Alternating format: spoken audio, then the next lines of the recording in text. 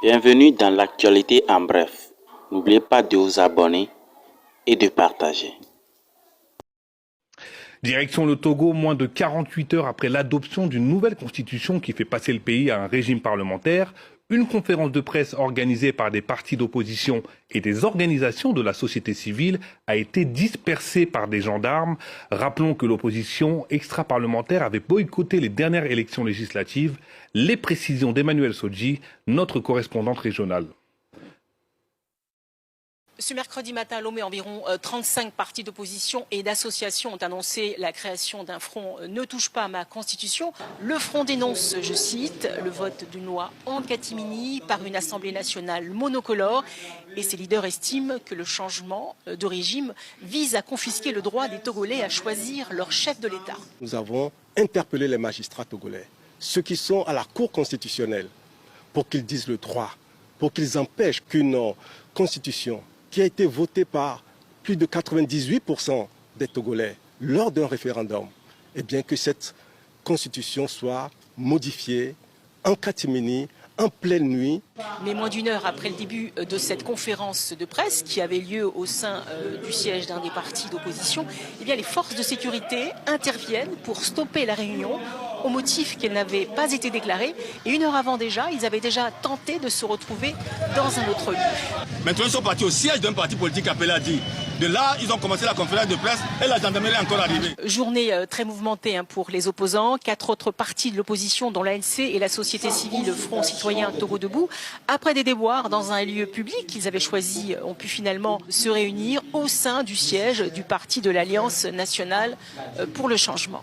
Nous appelons le peuple togolais à refuser ce coup de force contre le peuple togolais et à rejoindre massivement l'opposition pour que M. Fogna Sibé arrête ces violations répétées de nos lois.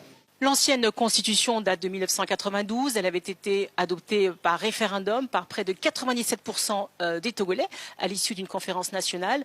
Depuis, il y a eu plusieurs révisions, notamment celle de 2002 qui a permis à l'actuel président de se présenter à un 3e mandat, et puis celle de 2019, tout autant contestée, qui lui permettait de se présenter, de se représenter en 2020 et 2025. Indignation, surtout sur les réseaux sociaux. La démarche n'a pas non plus laissé indifférente l'opposition togolaise ni la conférence des évêques du Togo. Cette dernière a demandé au chef de l'État de surseoir à la promulgation de la nouvelle constitution et engager un dialogue inclusif pour un sujet aussi important qui va, je cite, profondément changer la vie politique du Togo. Le projet de doter le pays d'une nouvelle constitution n'est pas suspendu. Non, il va simplement être réétudié à l'Assemblée nationale où le parti au pouvoir dispose d'une large majorité. Quand on veut changer de régime, les parlementaires ne peuvent pas juste se réunir et le faire. Deuxième raison, l'article 59 de notre Constitution dit que ce qui touche au mandat présidentiel doit être décidé par référendum. Troisième, l'article 52 de la Constitution dit que les députés dont le mandat est arrivé à expiration restent en place jusqu'à ce que les nouveaux députés soient élus. Ce qui signifie que, une fois leur mandat arrivé à expiration, ils ne peuvent plus s'arroger le droit de prendre des dispositions qui engagent grandement l'État. Quelle est l'urgence pour le Togo de disposer d'une nouvelle constitution? En quoi la constitution de 1992 n'est plus adaptée pour les Togolais? Voilà autant de questions qui certainement feront l'objet de débats une nouvelle fois dans les jours à venir au sein de l'Assemblée nationale. Au Sénégal, Bassirou Diomaye Faye remporte la présidentielle selon des résultats non encore officiels.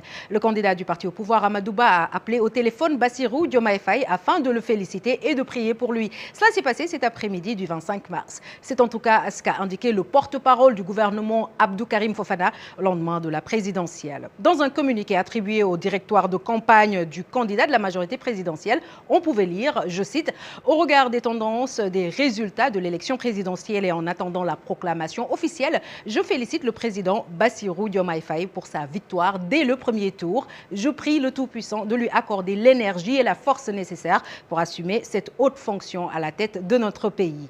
Je lui souhaite beaucoup de réussite et de succès pour le bien-être du peuple sénégalais. » Fin de citation. Selon plusieurs médias sénégalais, l'inspecteur des impôts arriverait en tête du scrutin avec plus de 57% des voix contre 31% pour l'ancien Premier ministre. Nous aurons plus de précisions dans les heures à venir.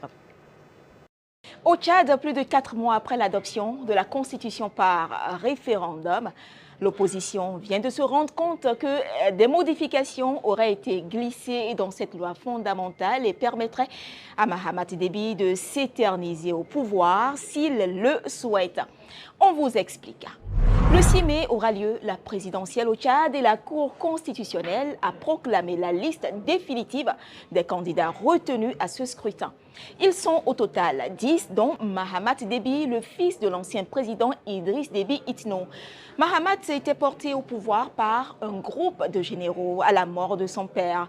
Selon Brice Mbaïmon, un membre de l'opposition, le président de la République est rééligible une seule fois, dit la Constitution initiale. C'est quand nous étions en train d'examiner le code électoral que certaines subtilités ont apparu au grand jour. L'article était un article unique qui dit que le président de la République est élu pour un mandat de 5 ans renouvelable une seule fois. Ça, c'est la disposition sortie du comité de rédaction qui a été remis au président de la République. Maintenant, c'est que ce même article a été disloqué en 2 alinéas pour dire, dans le premier alinéa, que le président de la République est élu pour un mandat de 5 ans. Et puis, on ouvre un autre mandat, un autre alinéa pour dire le président, il est rééligible pour un mandat consécutif. Dans la Constitution définitive, l'article 182 qui empêche toute modification touchant au nombre de mandats présidentiels a été sauté, a constaté amèrement Brice Mbaïmon, le leader du mouvement des patriotes tchadiens pour la République et candidat à la présidentielle prochaine. C'est dans la navette que le texte a fait entre le comité de rédaction, le gouvernement et le CNT qu'en cours de chemin, cette disposition s'est vue modifiée. Alors, le mode de dévolution du pouvoir au Tchad, qui est déjà très, très contesté, on est arrivé à un consensus au niveau du dialogue, au lieu d'améliorer les choses, alors subitement, avec l'introduction de manière sinueuse de cette disposition, on est revenu à la case de départ. Selon plusieurs membres du comité ad hoc ayant rédigé la loi fondamentale initiale, le mot « consécutif » a été ajouté par la suite. Une accusation rejetée catégoriquement par Jacques Laouigamaï de la commission des lois du comité ad hoc, précise Le Monde.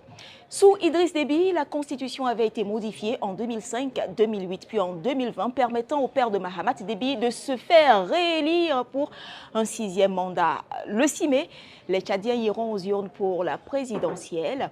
Face à l'actuel président de la transition, 9 autres candidats, dont l'ancien opposant, Succès Masra.